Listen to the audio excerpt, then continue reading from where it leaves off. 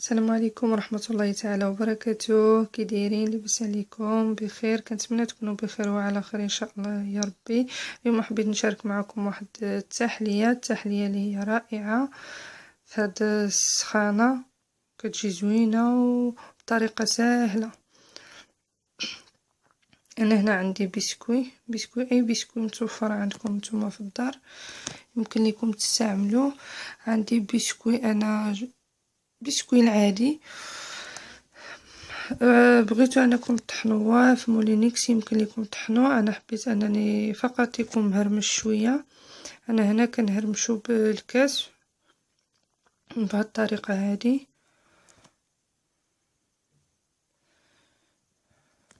ما خصنيش يتطحن مزيان، ما خصنيش يكون بودره، فقط بغيتو يكون مهرمش. كنهرمشو مزيان بهذه الطريقه.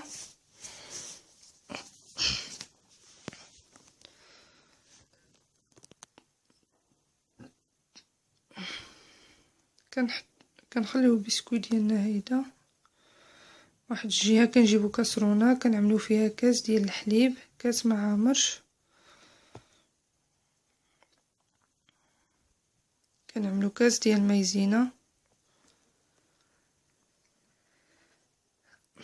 عفوا كنعملو مغروفه صغيره ديال المايزينا كنعتذر.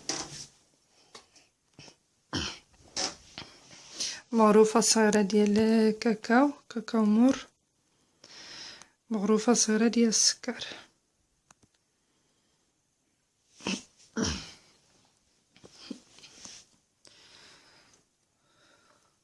بعد كنخلطو هادشي مزيان حتى ينجمسو المكونات اللي عندنا. كنخلطو مزيان، بعد كنحطوها فوق العافيه على نار مهيله. كنبقاو بالتحريك نحركو حتى كيتقال الخليط ديالنا، كيجمد شويه، كيكونش يعني شويه يلا كيتقال شويه صافي كنطفيو عليه النار.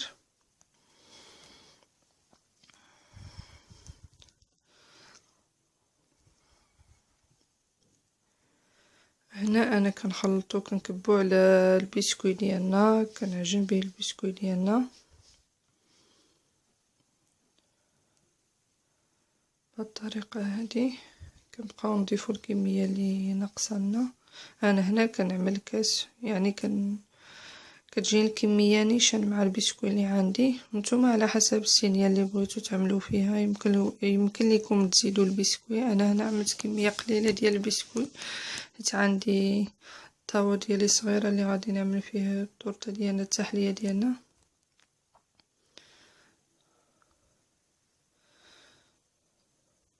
كنبقاو نخلطو بهذه الطريقه.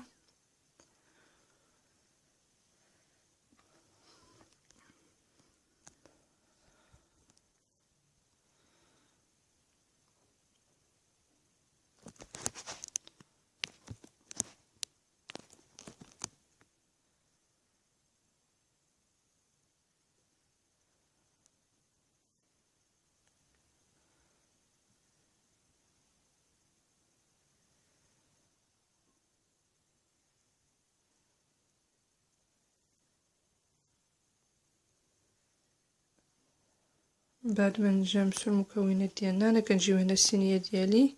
الصينيه تكون كتفتح، انا هنا عندي الصينيه كتفتح. نتوما الا ما عندكمش يمكن لكم تستعملوا الصينيه العاديه، ولكن من الاحسن تكون الصينيه كتفتح. كنكب فيها الخليط ديالي ديال البسكوي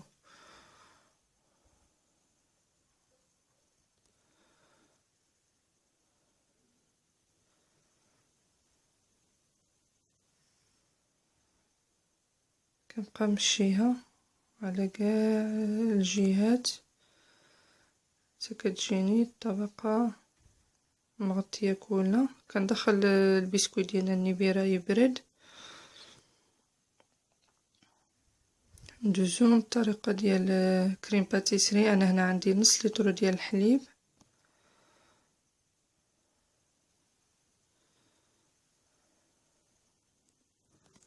وعندي هنا 2 مغارف ديال السكر. وبالنسبه للسكر على حسب الذوق ديالكم، يعني بغيتو 2 مغارف، بغيتو 3 ديال مغارف السكر، على حسب الذوق.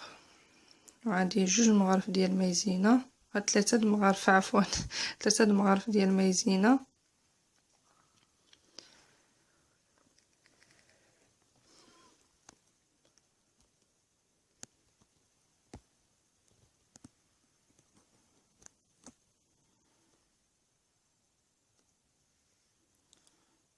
وكنخلطو مزيان، كنحركو مزيان الحليب ديالنا مع مايزينا حتى ينجمسو المكونات، حيت الا ما حركناش ديك المايزينا كتعملنا تكتلات صغار في الحليب، ما كتجيش كريم باتيسري ديالنا زوينه.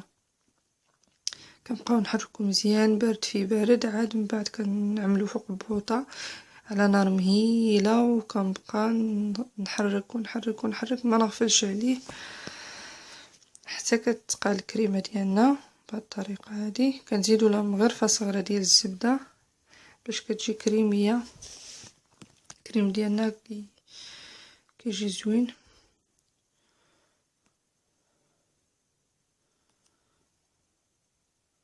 انا هنا زدت له واحد لافاني كيعطي له واحد الذوق، واحد النكهه ديال لافاني كتجي زوينه في كريم باتيسري. كنجبدو الصينيه ديالنا وكنخويو عليها كريم باتيسري ديالنا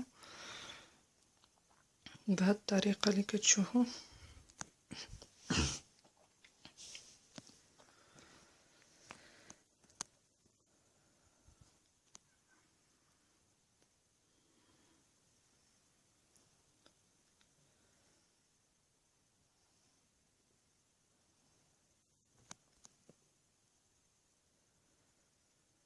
وكندخلوها الثلاجه ديالنا تبرد، خصها تبرد مزيان.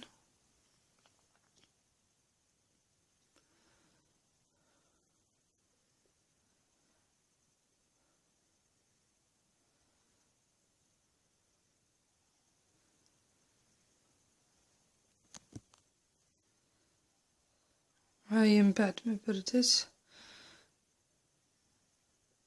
انا هنا كنحط ليها، كنزيد ليها فواكه الجافه، فواكه معسله.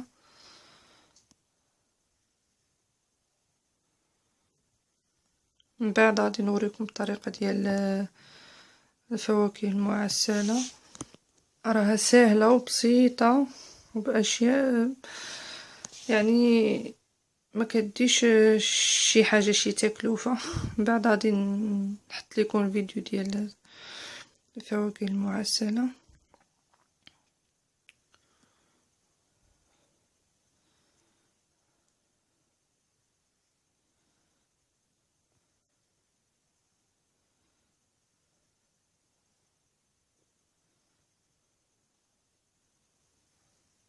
صافي كنخليها تبرد مزيان، من بعد كندوزو كريم باتيسري اخر بنفس الطريقه. عندي هنا نص لتر ديال الحليب، وعندي هنايا 2 مغارف او 3 ديال السكر، وعندي هنايا 3 ديال المغارف ديال النشا او مايزينا. وكنحركو مزيان بارد في بارد، كنحركو حتى كينجمسو المكونات ديالنا مزيان.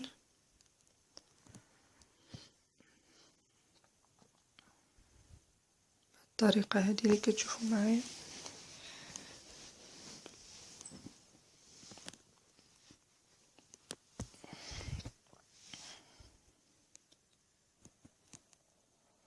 كنحطو فوق النار مهيله، كذلك كنبقاو نحركو حتى كيتقل الخليط ديالنا، كتولي كريمه ديالنا جامده.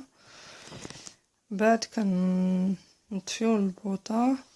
انا هنا كنزيد لها ملون غذائي، كنزيدو لها عود مغرفه ديال الزبده، وكنزيد لها ملون غذائي.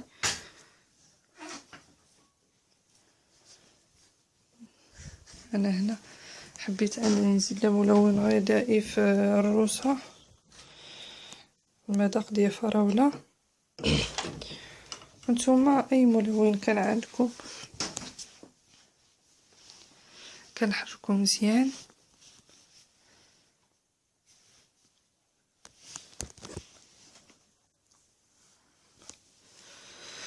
بعد ما كتكون الكيكه عفوا التورته ديالنا بردات في النبيره، كنخليوها تبرد مزيان، عاد كنحضروا كريم باتيسري اخر. انا هنا كنجبدها وكنكب عليها بنفس الطريقه كريم باتيسري ديالنا.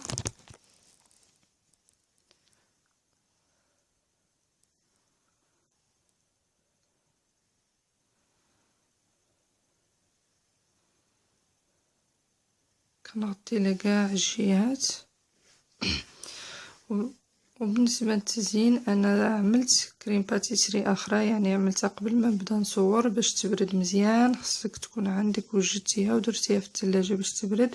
انا عملت فيها عاود بنفس الطريقه 2 كيسان ديال الحليب فقط، عملت كميه صغيره 2 كيسان ديال الحليب و2 كيسان ديال المايزينا او النشا عفوا 2 مغارف ديال مايزينا، ها هي هنا مايزينا او النشا، و2 مغارف ديال السكر. خليتها بردات مزيان، بعد ما بردات جبدتها وعملت لها مغروفه ديال الزبده. ها هي هنا كما كتلاحظوا كتولي بارده، كتكون بارده وجامده. انا هنا كنزيد معاها واحد ياغورت بنكهه الفاني، وكنبدا نخلط فيها مزيان. الكريمه ديالنا كنخلطها، كتكون بارده بزاف، يعني شويه كتعذب في ملي كنخلطوها بالطراب ديال الضو. وإلا ما عندكمش يمكن لكم تطحنوها في مولينيكس، اللي ما متوفرش عنده الطراب ديال الضو يمكن لكم في مولينيكس. كنزيد الياغورت ديالنا وكنبقى نخلطها مزيان بالطراب حتى كتولي كريميه. صدقوني هذه كتجي زوينه وبنينه، وداك ياغورت ديال لافاني كيعطيها واحد اللذه. ما نحتاجوش كريم شونتيي او كريم فريش، يعني نكتفيو بهذه. ومن بعد انا ما خلطتها مزيان حتى ولات كريميه، مبقاوش فيها ديك التكتلات. يمكن لكم تخلطوها في مولينيكس او في الميكسور. هنا انا عمرتها هنا في الجيب الحلواني ديالي انا هنا ما عنديش جيب الحلواني اللي كنزينو به التورته ديالنا تقطع لي، واستعملت هاد الطريقه هذه. وهنا كنبقاو نزينو. بالنسبه للتزيين على حسب الرغبه ديالكم، دائما كل واحد وطريقه التزيين ديال التورته ديالو.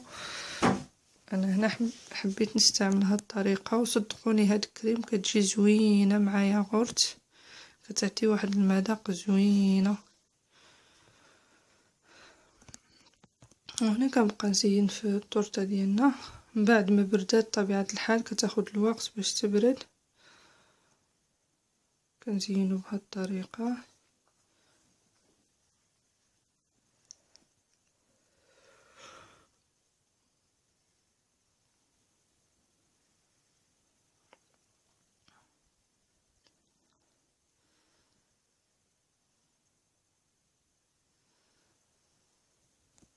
هنا انا زدت عمرتها في الوسط. ها هي التورته ديالنا من بعد ما بردات وخرجتها من النبيره من الثلاجه ديالنا وبردات مزيان. كتاخد الوقت. انا هنا جبدتها باقي ما برداتش مزيان حيت ما عنديش الوقت بزاف. نتوما يمكن لكم تخليوها تبرد او تبات في الثلاجه، عاد يمكن لكم تاكلوها تقطعوها، حيت ملي ما كتبردش مزيان شويه كتعذب في التقطيع. انا هنا باقي ما برداتش مزيان. وكنتمنى انني نكون فيدتكم، تكون استمتعتوا معايا. وشكرا لكم بزاف بزاف على المشاهده ديالكم. كنتمنى انكم تشاهدوا الفيديو حتى الاخر وتخليوا لي التعليقات ديالكم، وكنشكركم بزاف. ها هي التورته ديال بعد ما قطعتها. وشكرا بزاف لكم على المشاهده ديالكم. وإلى اللقاء، إلى الملتقى إن شاء الله في فيديو آخر.